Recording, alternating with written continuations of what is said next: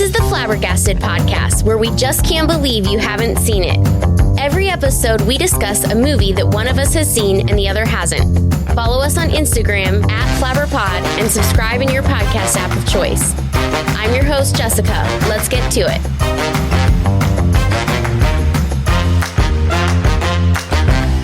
it. Today, we're going to talk about Molly's Game.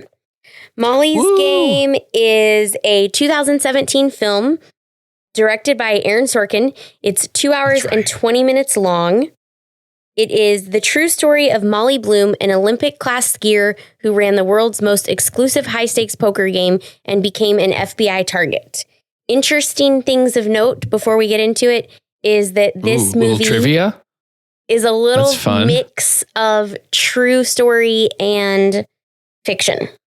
Sure, embellishment, yeah. Yes. So, Rogge, what did you know anything about this movie going into it? I knew nothing about this movie going into it. I feel like I had heard the title said out loud before, around when it was coming out. Is that at all the same time period when The Imitation Game, the Benedict Cumberbatch movie where he plays Alan Turing, are those the same time period at all? I got them. I think that I was like, Molly's Game, I've seen that. But then also I thought it was kind of like Sophie's Choice.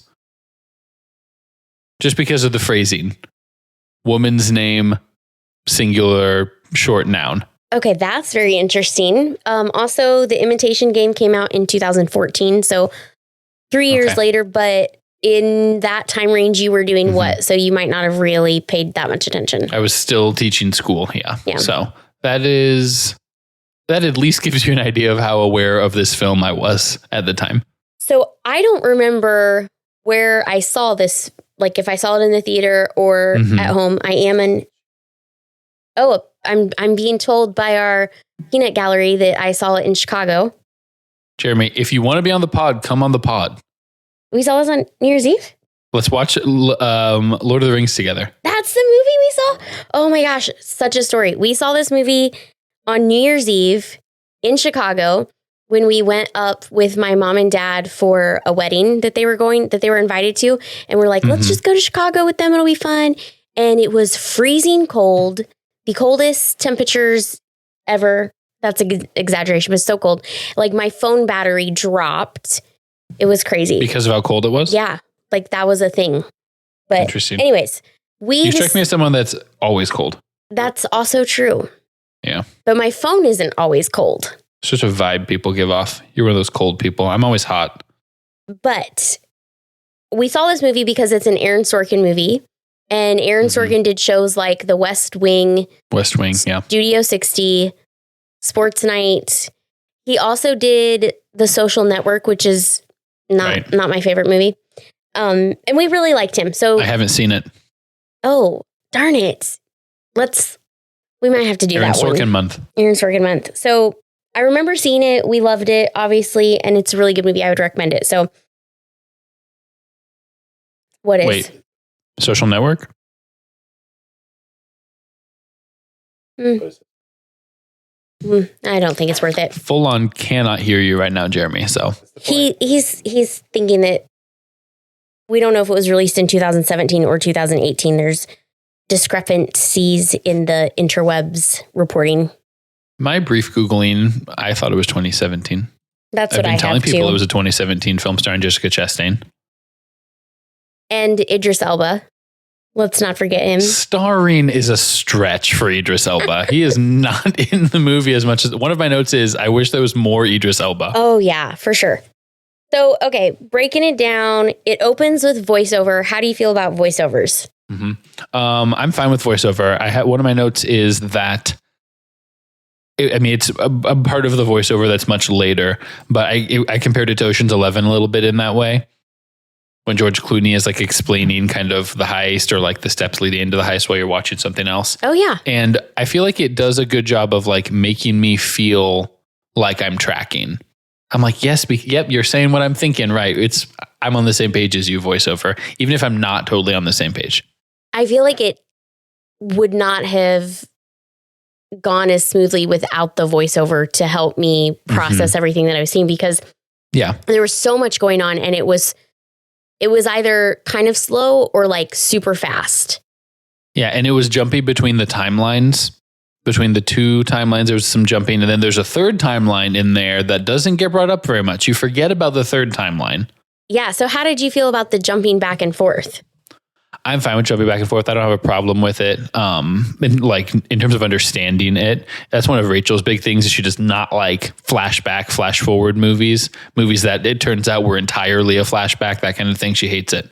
So the problem I had in this one was that I just wanted more of the Idris Elba storyline. It just left me wanting. I was like, I don't care. This other one, it seems like I know where we're going, and so we're kind of belaboring the point of the main timeline.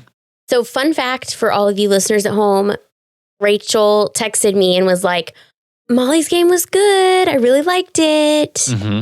So just throwing that out there. I thought you were going to say, and she was like, but it's a flashback movie. No, she was like, she liked it. And I was like, ooh, good. Tell me, you got any good stuff for the podcast? So yeah, it was good. But so this is the funny thing about what's the all girl version of you and Rachel doing Flabbergasted? What's that called? Flabbergirlsted. I like it. Huh?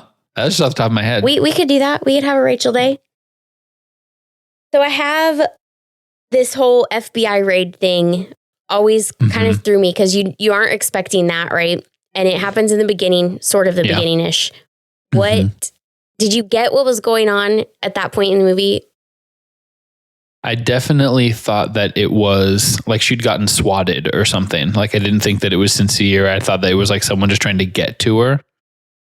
Yeah. And so I was a little confused. Like Idris Elba kept being like, well, I don't understand. You don't have any, like, how did you get here? Like, you don't have any money at all. They took everything. They can't just take everything like for free and never give any of it back. Like it was a little, some of the legal machinations of the IRS just snatching up all of her funds and real estate or whatever was a little confusing. So I would have thought, and obviously I have literally nothing to base this on, but I kind of would have thought like your accounts would be frozen, and that's not the same as showing that. I guess maybe it shows like your available balance is zero, but your actual balance is like a lot of money. Well, it's like he said, like they arrested her in like LA or something, and then she had to fly to New York like for arraignment like the next day. And so it seems like they should leave a per diem in there, like an itinerary amount in there for you. Like it's not reasonable. It's an unreasonable search and seizure. Which she was saying later on in the movie is kind of the point. Yeah. Okay, so they're trying to screw her. We get to so much stuff. I love this, but the first introduction of after her ski life and she moves to LA and she starts setting up the game. And what did you think? We're just skipping the skiing? I have notes on the skiing. Oh, tell me your notes on the skiing. What did you love about the skiing? My first note, I don't know what I expected like out of this movie, but I did not expect it to start just with sports, full on sports, like Sports Center. We're doing sports today. I was like, this is a sports movie? A sports? Okay. All right. A downhill skiing movie. I know what slalom means. I don't. I did see it's just the back and forth, and there's the flags. You have to go between the gates. Well, that's what I really appreciated about the voiceover is that she like, I don't have to know about skiing. Right. Yep. And they track the line for you. And obviously I don't know like about the details of the whatever, but generally I know what slalom means. And I did see the injury come in. I knew she was going to get hurt. Yeah. Because it was paced up too high, like to be, stealthy about it. Like it was obvious that was where it was going for me. Yeah. Yeah. What a fluke, it was still rough, freaking like, accident. Ugh. Like, I mean, I actually don't know, but it seemed very fluky. Oh, what happened? Yeah. Just like all the conditions were met so. Mm-hmm. Yeah, it was rough. Okay. So she wakes up. She's like, I don't know what I'm doing. Because obviously she's trained every day, multiple hours a day for this, and she can't really do it anymore. So I imagine that leaves a bit of a hole in your life where you're like, what am I going to do? No clue. Yeah. And then she goes and works for Dean, who is, can we just say like the worst? Yeah, he's a douche. I was interested in The fact that there's narration in those sections is because this is her telling these stories to Idris Elba, right? Yes. Or like they're out of her book. Yeah. And so then it becomes clear to us later that she has selectively edited those stories. And that made for an interesting presentation. Like as it's happening, you're just getting first names and you're getting like names of companies cut out and things like that and player X. Yes. And so like as it's happening, you're like, oh, this is a vibe. Like this is a thing that they're trying to do. And it makes everything feel a little more plasticky, but like in an intentional way. I don't know. Yeah. Dean was the worst. But I mean, he knew what he was like. He wasn't trying to not be the worst. Right. He was like aware that he was the worst. Unapologetically himself.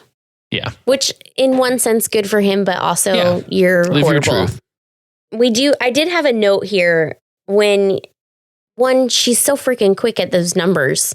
Mm-hmm. Like at the first game, she's just throwing these numbers around. She knows exactly.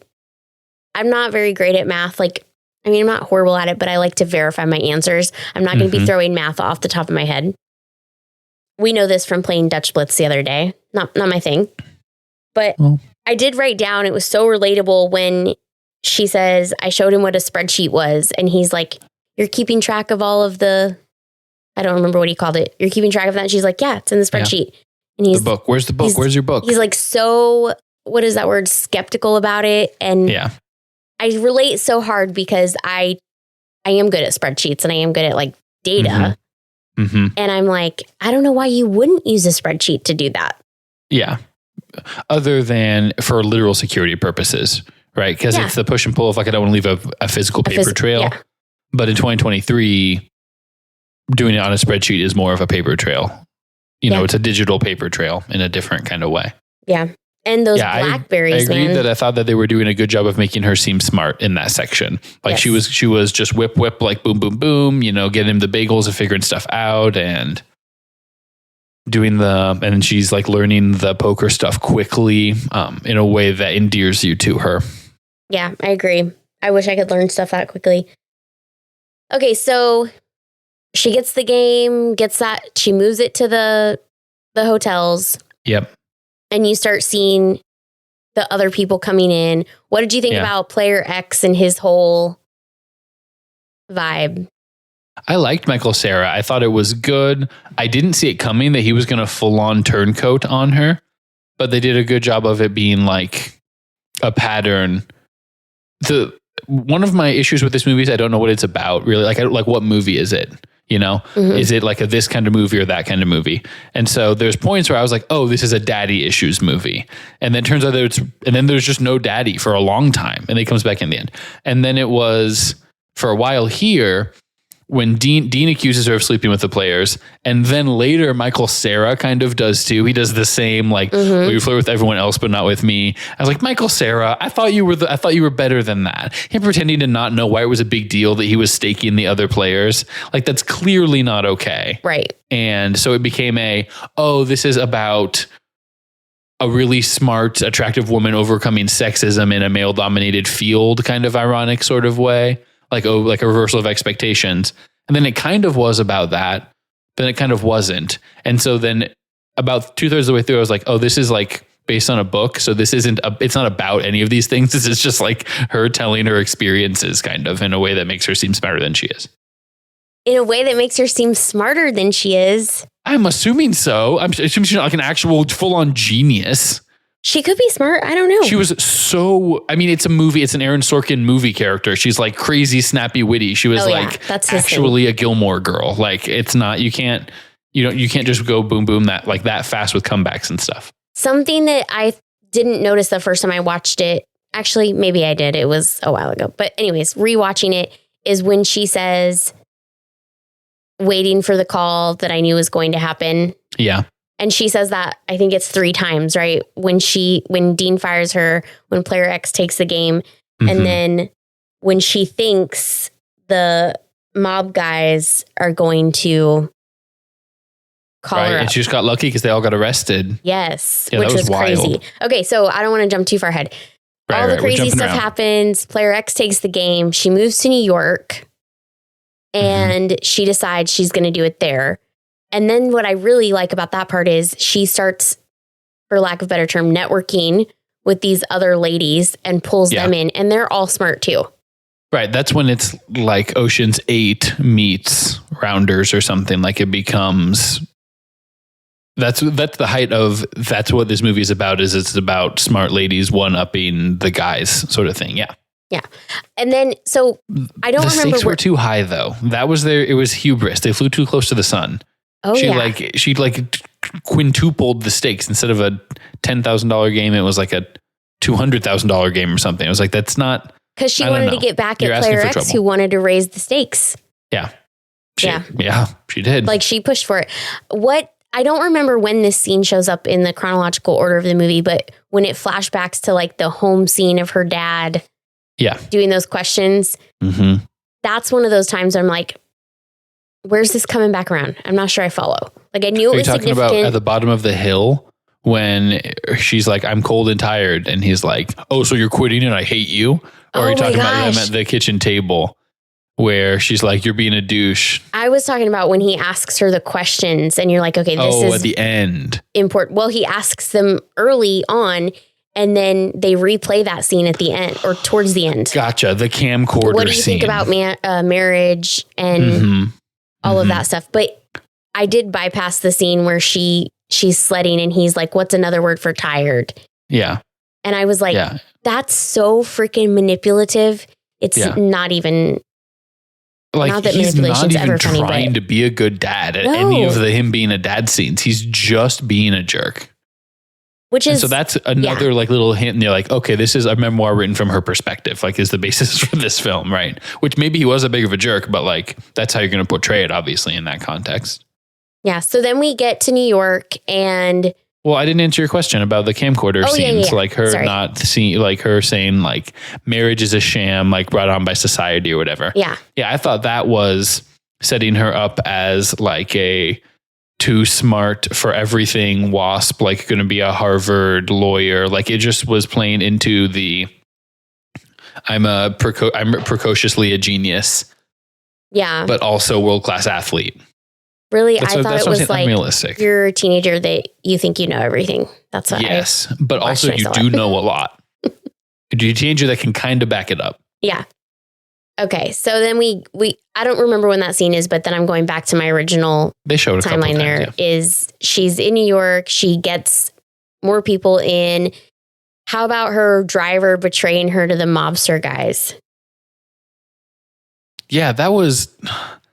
I don't know how I felt about that in and of itself. I mean, she just clocked it wrong. You know, she did not realize that they were from like the mob. Well, she did, but she was like, they're not going to come after me. I'm a legit game. But she was just so wrong. I mean, my note was like, oh no, like this is so bad. Like this is the actual mob. It's an old guy and he beat her to a pulp. Yeah. And so my thing is she set everything up legally. She incorporated it.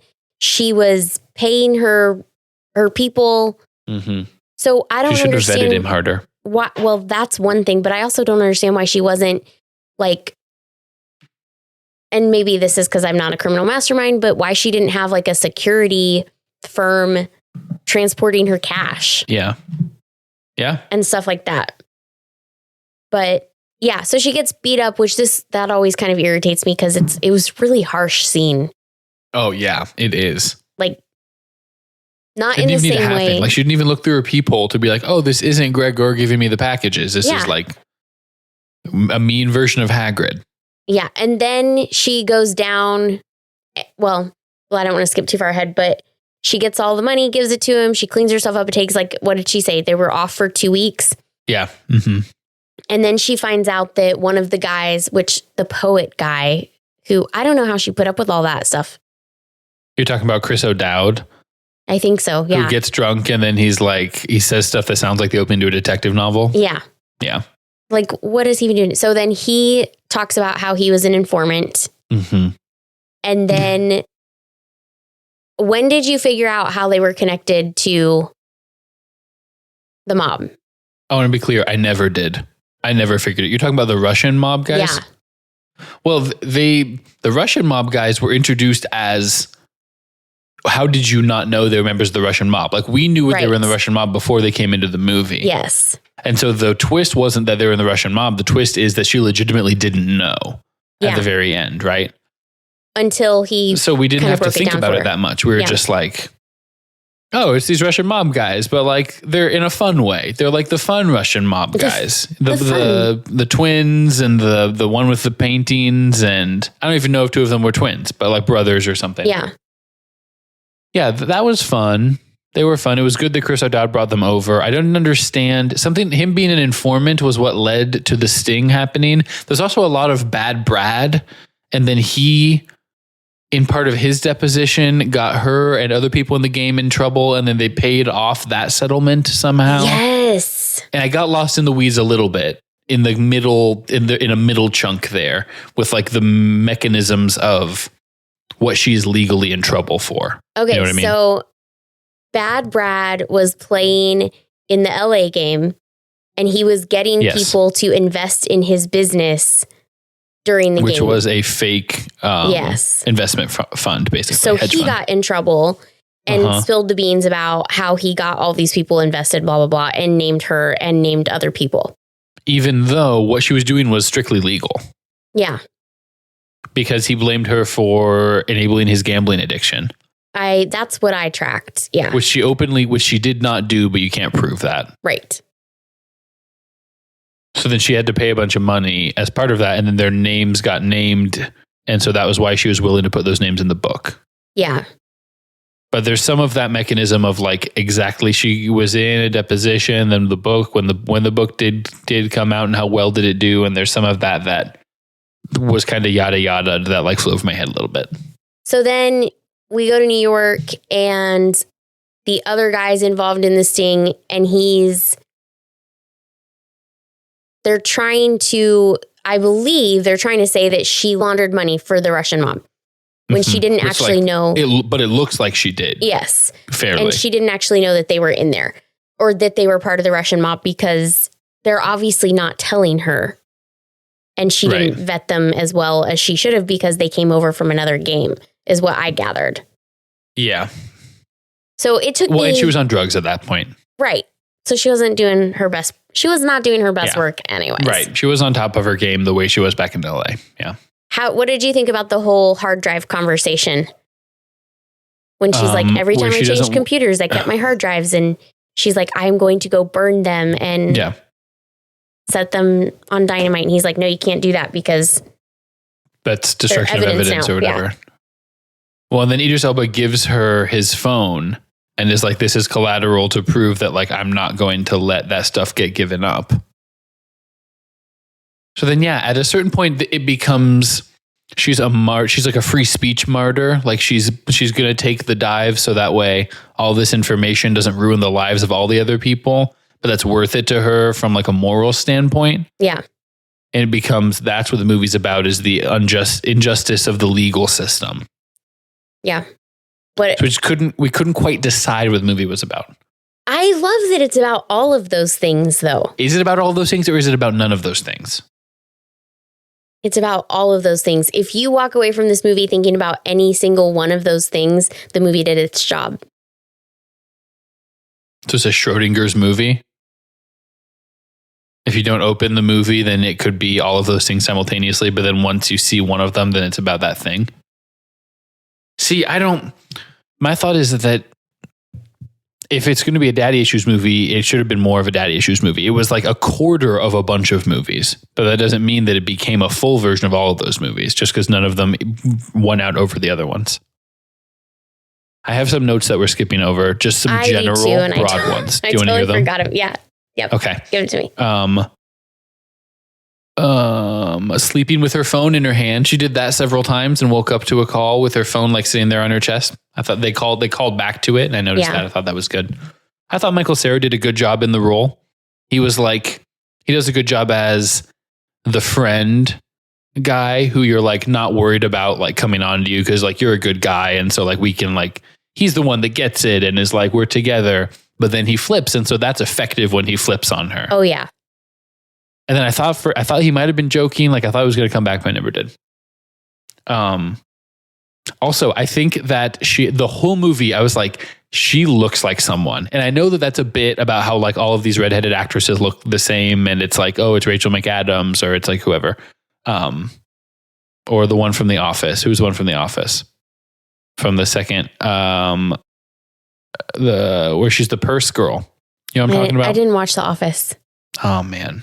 Okay. Anyway, the one, I thought that she looked like Bryce Dallas Howard. That's who I decided she looked like. Mm-hmm. And then I just wished it was Bryce Dallas Howard. Right. Unfortunately for Jessica Chastain, Bryce Dallas Howard has jumped her in my personal redheaded actress rankings. Oh, I don't know that I can agree She did with nothing. you. She just fell behind Bryce Dallas Howard as part of this role because I was wishing that it was Bryce Dallas Howard from Jurassic World. Okay. Amy Adams is Jeremy. Amy Adams. Yep. I think she looks like all of the rest of them. They all look the same. We go to a trivia night and they'll print out for like one of the rounds is like name that celebrity and you just get a headshot of them. And sometimes it's like a famous landmark or a scene from a movie or something. But whenever it's a redhead actress, I'm like, I can't tell the difference. Like I'm face blind to all of these women who look the same to me. Oh my goodness. I'm so sad for you right now, but okay. Why? Because you love being able to tell the distinctions between them? I just think they're so very different. And I actually like all of the actresses you just named, except in their own movies. Like I don't see them doing the same roles. I feel like there's a bit about how people think they'll look the same. There probably is. Oh, Isla Fisher and Amy Adams. I don't know who one of those people is. Okay, but hold on. Are these all the same woman? Or all these, I just Googled redheaded actress look the same. Yeah. I think this one's Jessica Chastain. I don't know who Isla Fisher is, but like also she could have been in every movie I've ever seen. I didn't know. I just thought she was Bryce Dallas Howard.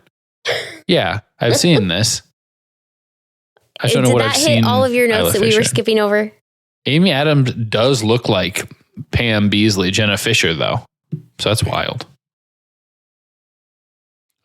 Is that all the notes that we skipped over? I guess my other note is that I just wanted more Idris Elba because like he comes in and he's like, oh, I'm Idris Elba, like I'm a good guy, but like also I'm kind of a bad dad for some reason, and we're just not going to mess with that subplot that much. Like he was too hard. She was getting dad flashbacks of her dad, making her write extra essays and stuff. But what did you think about when he's like, am I too hard on her? And she's like, double it. I didn't understand that. I didn't like it because I was like, no, you need to tell him to back off of it. And then, so that's a point where I put my phone down and I'm like, what is this movie about? Like, I thought the whole point was you were going to get you and going to be like, I can fix, we can stop the cycle, Idris Elba, and we can make sure that you're a good dad. Yeah, I didn't really get that part either, except, nope, I didn't get it. That's what she was supposed to do. Yeah. I mean... Yeah, no, I didn't get that part. I didn't agree with it. I didn't like it, but I liked the rest of it. So I don't know. That's all I had. I didn't like that they tried to bring in her dad at the end and tried to make him more likable. I also definitely thought that she was hallucinating him when she saw him while she was ice skating. Right? Definitely did not think that was real. Like, why wouldn't he have called and said, hey, I'm in town? What's his actor's name? Is that Dennis Quaid? It's or Kevin Costner. Kevin Costner. Okay, I think they look the same too. They both play in several baseball movies, but yes, that's probably why. I'm gonna have to veto them looking the same. What did you think? Okay, two of my favorite scenes when they're twins. I just Googled this. They look the exact same. Okay, send me what you just looked up so I can see it. Okay, I'm definitely sending you this one. Copy. Where's copy image? Copy image. Also, I have to say, just because they are like giving the same poses and have their hair done the same way and are wearing like the same color suits and stuff, that doesn't mean they look the same. Like to me, this is like very young Kevin Costner, and he does not look like this anymore. Well, also very young Dennis Quaid. They're the same guy. But if you see them now, like look up 2023 side by side, they do not look the same. There's also someone that I think looks like Ed Harris. Oh, I was confused. Who plays Coach Yost and Remember the Titans? Not any of the actors you just named, but I can't remember his name. I'm looking it up. Cast. This is what you come to Flabbergasted for. Okay. Why is Coach Yost not on the first line? Will Patton. He looks just like Ed Harris. I don't know. I don't like that you say just like. I feel like if you said he looks kind of like, I would be like, yeah, he kind of does. Yeah, but that's not what I think. I think he looks just like him. I can't tell which one is which when I'm looking at these pictures. You don't see facial features, Rogge. Do I look like Rachel? No. Is it because I'm like shorter Rachel. than she is? Is it because what? Is it because I'm shorter than she is? No, that's not how looking like works. If our faces were just like right next to each other, would you think that we look the same? No. I'm just checking. This is not even helpful. No one else is posting about Ed Harris and Will Patton looking alike. Because they don't really look alike. Okay, I want to talk about my two favorite scenes. This is going to be a recurring bit. I want to be clear about that. Is that the listeners are going to get lots more of my controversial lookalikes. And I'm going to be like... going forward. No, that's not right. Right. That agreed. You are going to do that and it's not going to stop me. Okay. I will speak my truth. I don't think I have any more notes. Two of my favorite scenes when she's in the prosecutor's office. Freudian slip. And he's like reading the text messages. We need Molly. Get more Molly. I'm like, what the heck are they talking? Like, I'm like, this does not contextually make sense. Yeah. With morons. Her sitting there. Yes. And I love it. Just starts laughing at them. Yes. That was one of my favorite scenes. And then the other one is sooner when he goes into the arraignment and he's like, switch seats with me. Yeah. A lot of switch seats with me. Yeah. Yes. And I'm like, obviously if I was her, I would be getting annoyed too. Cause she was a little bit like, what are you doing? Like, this is totally like what's going on? And then you finally get that the reason he's going to represent her because she's not a completely horrible person. Yeah. He like believes her that she's telling the truth. She's not just trying to get out of stuff. Jeremy, they said better be a picture of Will Patton and Ed Harris next to each other. No, Viggo Mortensen looks like Viggo Mortensen, okay, because of Lord of the Rings. And so I don't accept him having lookalikes. You can't put anyone else in the role of Aragorn, including in the rumored remakes of Lord of the Rings, which I will not be okay with if they cast someone else, because he has a lot of Aragorn energy. I feel like you just have to see the person in a role that you connect with, and then the first person that you see, whether they look like somebody else or not, is the person that you attach to. It's not me connecting with it. It's about how much Viggo Mortensen connected to the role of Aragorn. And how much you connected with him connecting with the role. With his performance as Aragorn? Yeah. Those are chicken and egg, though. I connect with his performance because of how well he connected with the character. I connect with his performance because it was a good performance. Not because of me being impressionable at the time. That's chicken and egg right there. If I watched that movie for the first time right now, I'd be obsessed with it. For instance, like how I'm obsessed with Timothée Chalamet's performance in Little Women as Laurie. I think he's excellent. You haven't seen that version of Little Women. Flabbergasted. That is on Thanks our for list. listening. Get in the comments, gang, about who looks like who. Let's wrap this up before we get more derailed with actors and actresses that look nothing alike. Get in the comments is a reference to a like very online game show thing that you have never and will never watch. And no one's going to get the reference, but I'm going to say it more. I'm going to continue saying it sometimes.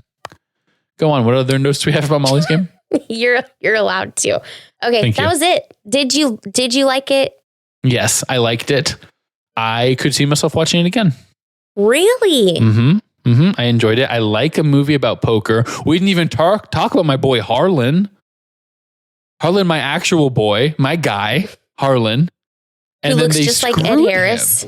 I could not believe how they did Harlan. Well, he's the one who... He was the old guy who gambled away like all of his wife's birthday parties and stuff. The one that the guy wanted, that player X was going to stake in the future. He had been staking him for a while, for a year or something. Yeah, I like him. And yeah, they didn't do a very good job with that either. I mean, he was good in the movie and his part was written the way it was supposed to, but it stinks that his story was like that. Yeah, it'd be like that. I mean, I think that's the point of that is that's one of the things that helps you realize that it's based on a book is because it's like, it'd be like that sometimes. No happy endings for everybody. Yeah. Hello. Yeah. Not everybody can be getting happy endings. Just saying. Okay. It held up great for me. I would continue to watch it probably once a year. Now, or whenever would I I get have bored. preferred it if Jessica Chastain and Idris Elba had gotten together at the end of the movie? Yes. Also, I would have preferred even more if Idris Elba and Bryce Dallas Howard had gotten together at the end of the movie. I don't think they would have ever gotten together. But I would have preferred more Idris Elba anyways, just because I like more him. Idris Elba. He has a very presence about him that is right. hard to not watch when he's on screen. It took him a little too long to figure out that she was telling the truth and that she was a good person and she was trying to defend people. I actually am surprised that he did figure it out because he was not asking questions. They were doing some very Sorkin back and forth dialogue like, I'm answering your question by asking a different, smarter question. Yeah. And we weren't tracking until he laid it out at the end when he figured out that she wanted to be in charge of how people collected the money that she had on the street. Right. Okay. Did you understand? Sorry, really, really quick. Let's Probably jump not. back. Did you understand the whole taking a rake? Kind of, but it didn't seem to be quite meaningful enough. Like 1% or 2% or whatever was like, you're keeping a couple $1,000 in a game where, there's millions of dollars that she was on the hook for. It didn't seem like it was doing enough for her to be worth the risk or worth the indemnification.